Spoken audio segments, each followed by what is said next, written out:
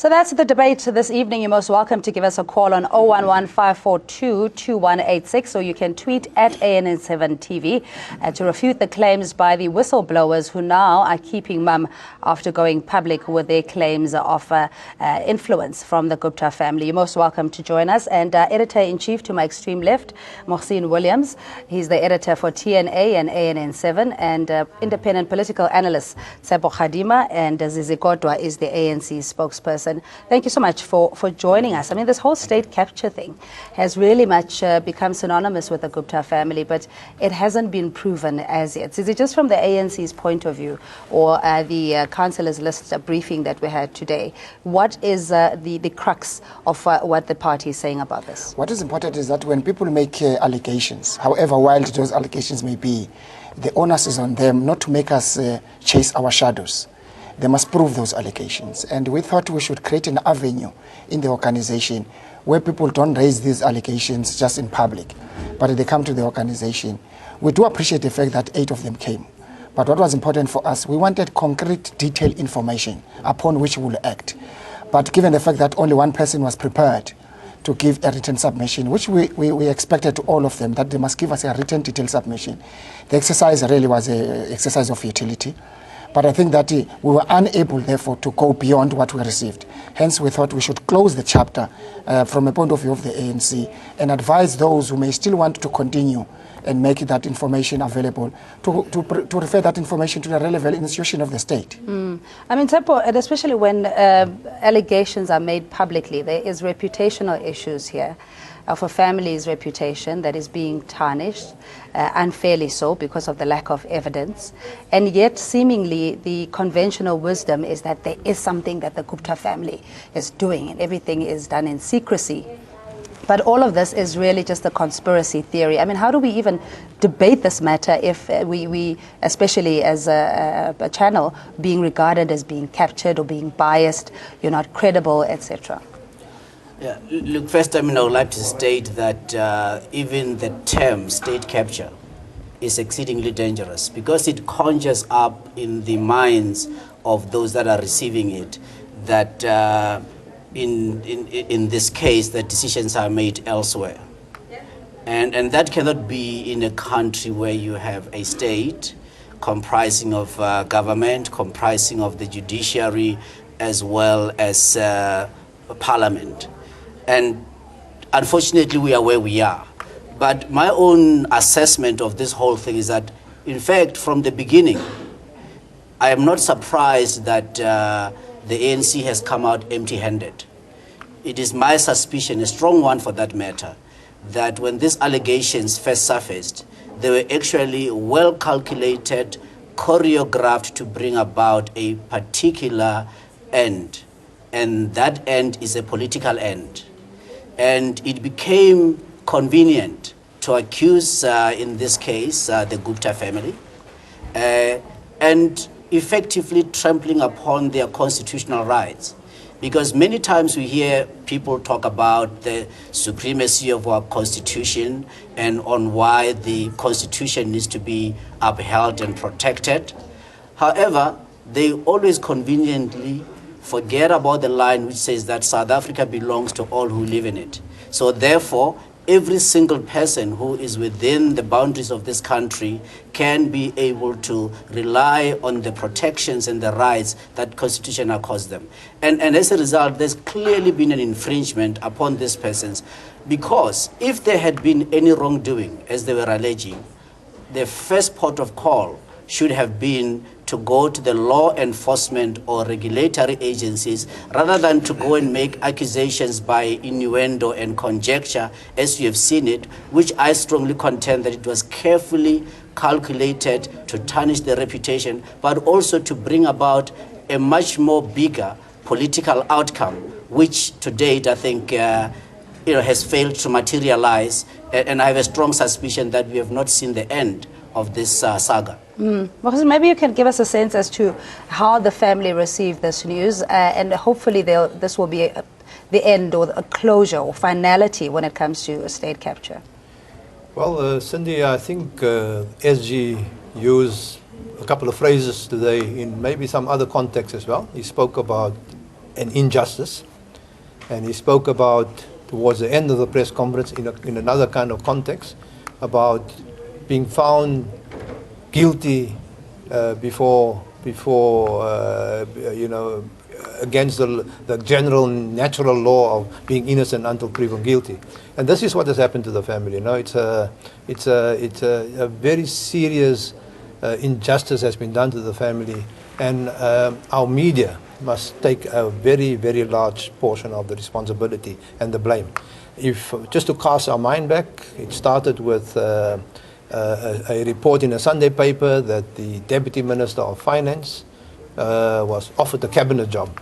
And like a feeding frenzy over the last few months, we've had this phrase even entering our lexicon, state capture. The family obviously is relieved that some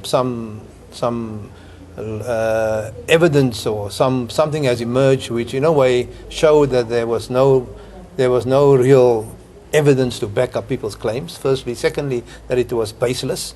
And as Zizi says, people who were supposed to come forward did not come forward, with anything of substance. And as I said, a very grave injustice has been done, which relates to another issue that SG dealt with regarding the banks. And I don't know whether we're dealing with that today, but the banks actually cutting off the company's banking facilities, from my understanding, based on some of these scurrilous kind of reporting and journalism, where they're speaking about reputational, in a way proven by the press conference today to have been baseless and without any foundation. All right, Mohsin, you and I have a privy to certain editorial meetings and briefings, and we have a sense as to what the vision of the organization is. Zizi, just bringing it back to the space that the Oak Bay investment and its shareholder finds itself in, disrupting many industries that had the privilege of being lily white and not necessarily being contested. And in many cases, it's played out by wanting to muzzle and to squeeze out the competition. Is it straightforward like that in your view?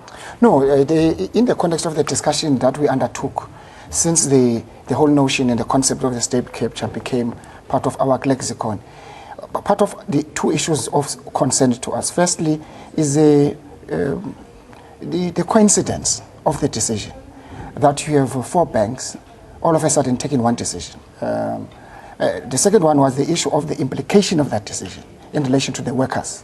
What was important, I'm aware that COSATU continues to engage with that issue. The implication that it will have to about thousands of people who are affected. And we think that even if banks, they've got a confidentiality in terms of between the bank and the client, but for banks in a manner that can be suggested that there was a collusion, that they have no responsibility to explain to anybody in terms of their own decision. But it means they can also kill the SMMEs in terms of their decision. And I think it may be important that perhaps the regulator is able to some extent explain some of these decisions, because they will leave a political cloud, a grey cloud, that perhaps there was some form of a coalition between the banks, because not all the banks, for example, four banks, are transactional banks with a company. And therefore there must have been something. And we think that perhaps in the course of a discussion, because we don't say as a party, the issue about us doing an analysis of issues of balance of forces, the interest, the influence of business to the ANC, it will not stop. We'll continue to do that. But in the context of the allegations which were made, that issue for us is closed. But we'll continue to monitor other issues that may be a threat to the revolution, about how business influences the revolution, which may be a threat at the end of the day. You're most welcome to give us a call on 011-542-2186 or tweet at ANN7TV. We're in discussion regarding the allegations that were publicly made and the whistleblowers now keeping mum. Just simple in terms of the legal route that the whistleblowers could have taken, if particularly they are now alleging safety, personal safety and safety to their livelihood as well. I mean, what are the options there if somebody feels aggrieved, particularly about the alleged state capture? Look, I think the people that had allegations who are members of the African National Congress, to the extent that they were expecting African National Congress to take action or act upon any ill conduct on members of the African National Congress, that is certainly within the rules. However, if the complaints was in their capacity, in terms of the various roles and positions they held within government broadly, the going to the ANC would not have remedied whatever that they are alleging. But going to the law enforcement agencies as required in statute and legislation, that was the key thing they were supposed to have done. However, I find it very difficult to take them serious in that when you look at the allegations they are talking about, they are talking allegations of things that they supposedly happened 2-3 years ago. And the question that one has to ask, which they have failed to answer, is that what constrained them all this time to not have gone to the law enforcement agencies to go and lodge a complaint as required in law. Previously, I've made mention of the act that was passed in 2004 called the Prevention and Combating of Corrupt Activities Act. Section 34 places a positive duty on anyone who's in a position who's offered gratification. And when you look at the term gratification, it's so much more broader. But they have failed to do that. And when we look at even where we are now, it's not enough to just make an allegation and therefore believe that there will be a conviction. If you have an allegation, you also have to remember that the other party that you are accusing have got a right of reply. Audi alteram partem is sacrosanct in our legal system. And that, for me,